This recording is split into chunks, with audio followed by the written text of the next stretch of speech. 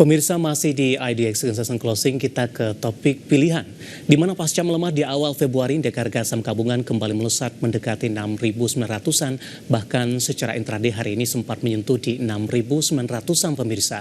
Di mana penguatan ditopang juga oleh dana asing yang kembali masuk kami pasar domestik dengan menyasar pembelian sejumlah saham big cap.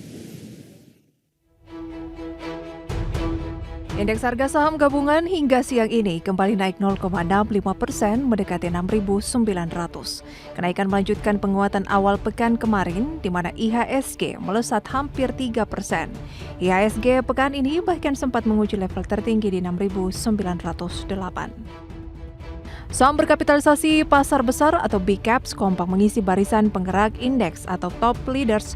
Performa IHSG juga ditopang oleh aksi beli bersih atau net buy investor asing senilai 1,08 triliun rupiah di seluruh pasar. Adapun berikut 10 saham net buy terbesar pada Senin diantaranya adalah PT Bank Rakyat Indonesia atau BBRI, PT Bank Sentral Asia atau BCA, PT Bank Mandiri atau BMRI, PT Telkom Indonesia atau TLKM, PT Aneka Tambang atau ANTM, PT Barito Renewables Energy atau BRAND, serta beberapa saham lainnya diantaranya Indofood, Merdeka Copper Gold, Goto, Gojek Tokopedia, dan perusahaan gas negara.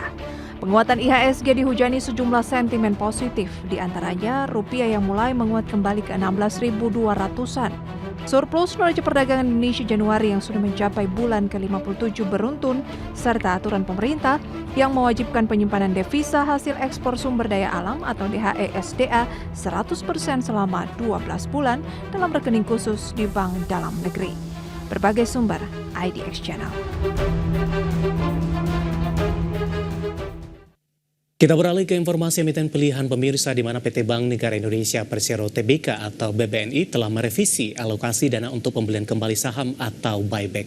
Sebelumnya, perseroan hanya menyiapkan dana sebesar 905 miliar rupiah untuk buyback, namun saat ini anggaran tersebut dinaikkan menjadi 1,5 triliun rupiah.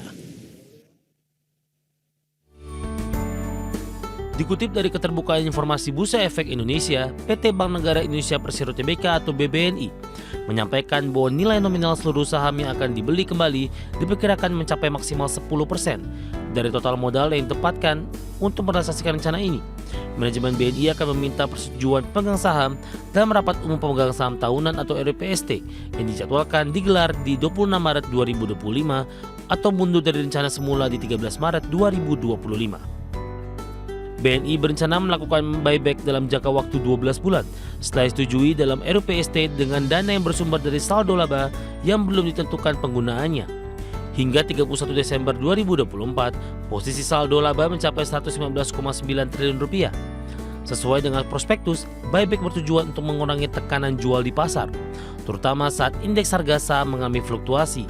Buyback juga menjadi sinyal bagi investor bahwa perseroan menilai harga saham saat ini belum mencerminkan fundamental perusahaan. Selain menjaga stabilitas harga saham, BNI juga berencana mengalokasikan saham hasil buyback untuk program kepemilikan saham bagi pegawai, direksi, dan dewan komisaris. Hal ini sejalan dengan peraturan OJK nomor 45 POJK 03 tahun 2015 tentang remunerasi berbasis kinerja bagi bank BUMN. Manajemen BNI memastikan pelaksanaan buyback tidak akan berdampak negatif secara material terhadap kegiatan usaha maupun pertumbuhan perusahaan. Bagi sumber IDX Channel.